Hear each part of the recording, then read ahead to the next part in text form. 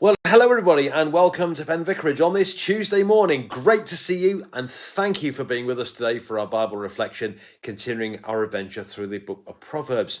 And today, my friends, we're in chapter 23. So here goes. Proverbs 23. Here goes. When you sit down to eat with a ruler, observe carefully what's before you and put a knife to your throat if you have a big appetite. Do not desire the ruler's delicacies, for they are deceptive food. Do not wear yourself out to get rich, or be wise enough to desist. When your eyes light upon it, it is gone, for suddenly it takes wings to itself, flying like an eagle toward heaven. Do not eat the bread of the stingy. Do not desire their delicacies, for like a hair in the throat so are they. Eat and drink, they say to you, but they don't mean it. You will vomit up the little you have eaten. You will waste your pleasant words. Do not speak in the hearing of a fool, who will only despise the wisdom of your words. Do not remove an ancient landmark, or encroach on the fields of orphans. For their Redeemer is strong. He will plead their cause against you. Apply your mind to instruction, and your ear to words of knowledge. Do not withhold discipline from your children. If you beat them with a rod, they will not die. If you beat them with a rod, you will save their lives from Sheol. My child, if your heart is wise, my heart too will be glad.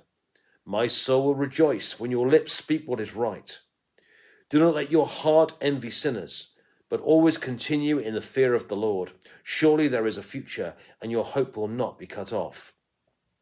Here, my child, and be wise, and direct your mind in the way.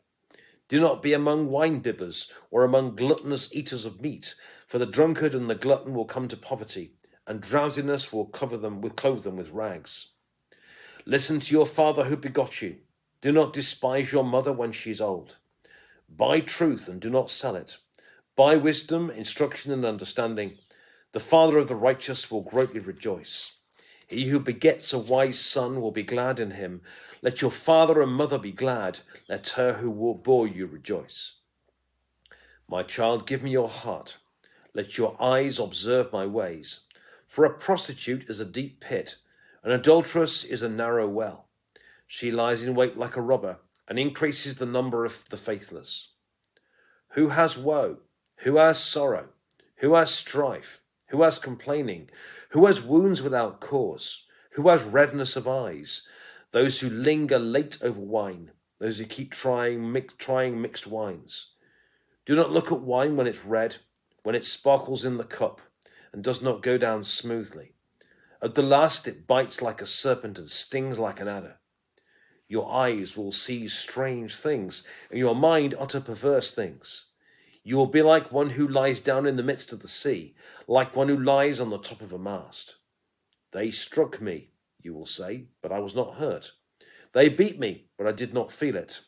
When shall I awake? When shall I awake? I will seek another drink. And this is the word of the Lord. Thanks be to God. Okay, some themes in this. Just to remind you that for several chapters we had the wisdom of Proverbs of Solomon, when it was like verse by verse by verse. With now the words of the wise, as it says in chapter 22, verse 17. It tends to be more in double verses or in paragraphs, so that it reads somewhat differently. But here, as I say, are a few kind of thoughts for you. In the first 7 verses, I think really it's described in the Ten Commandments. Do not envy. Yeah, I think really. So you do not envy, but when you sit down with rulers, and it's saying also, if you do end up eating with them, be careful. Don't be too greedy when you do. It's kind of playing off one kind of covetousness against another, really. But he's really saying, do not. There's nothing wrong with wanting high office. There's nothing wrong with wanting what's best, and ambition is not a bad thing. But kind of don't lose your soul, don't lose your integrity in the process, I think is what it's saying here, really. And similarly, in verses 4 and 5, it talks about wisdom, it talks about riches in the same way.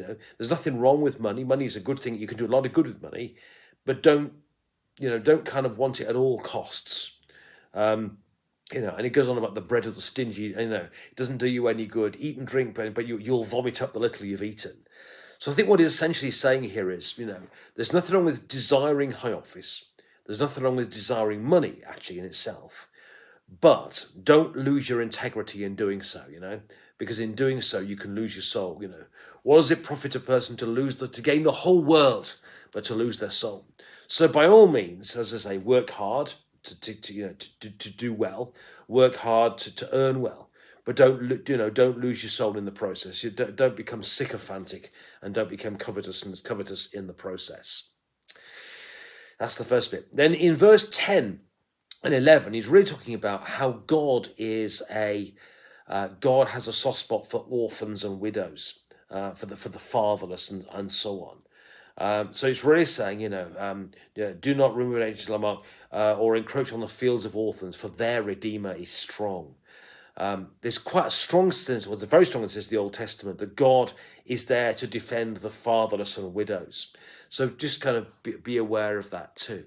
So God has a soft spot for people who are, bereaved, people who don't have fathers and don't have husbands. And God has a sort of a soft spot for them to kind of, protective hand for them.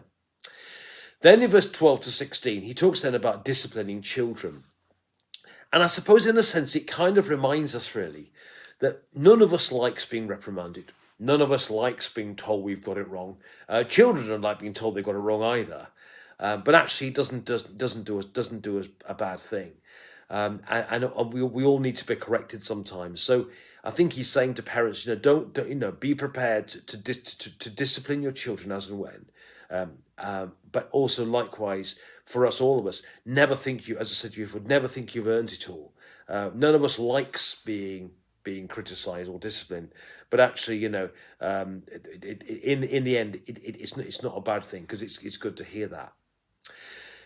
Then in verses 17 to 19, he talks about, let not your heart envy sinners, but continue in the fear of the Lord. And there are a couple of good psalms that pick up this. 37 and 73 both pick up on this, that, do not envy evildoers. Because there are times when, we can feel as though we're doing it God's way. We can feel as though we're following God's will, but everyone else seems to be getting ahead. And sinful people who act badly seem to be getting away with it. Psalm 73 and especially verse 37 tell us why this is not the case.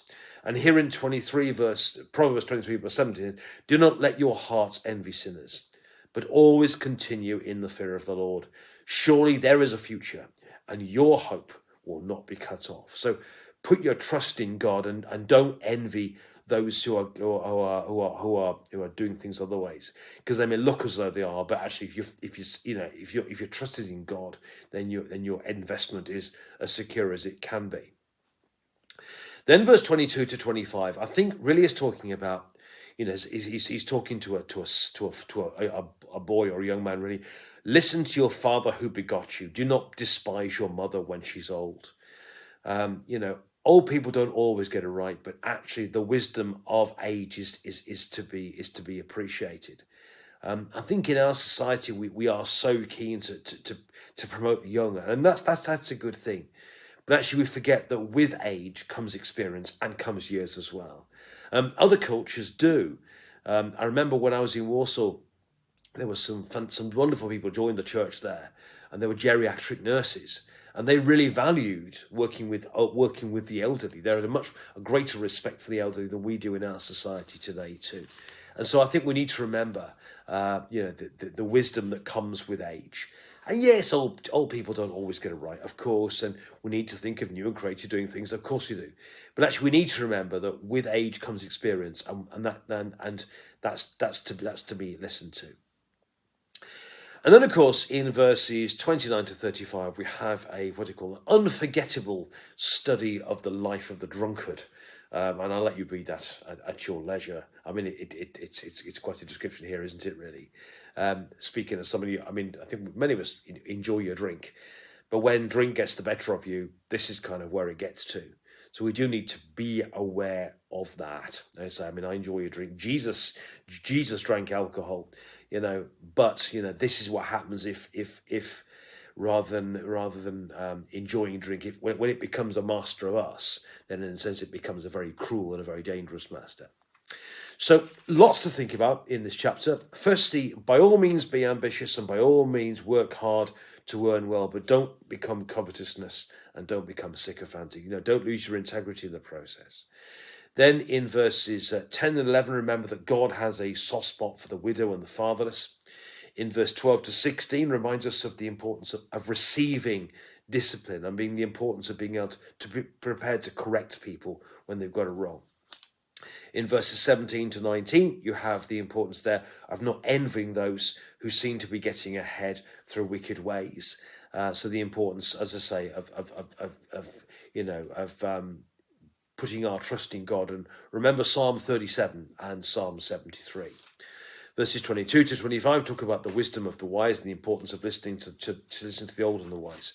And finally, this unforgettable description of what happens when instead of us enjoying a drink, when a drink becomes a master of us, what a dangerous taskmaster that can be. So lots to think about there. Do read the chapter again at your leisure. Thank you for watching. Hope you have a lovely rest of Tuesday. God bless you. Thanks for joining us today.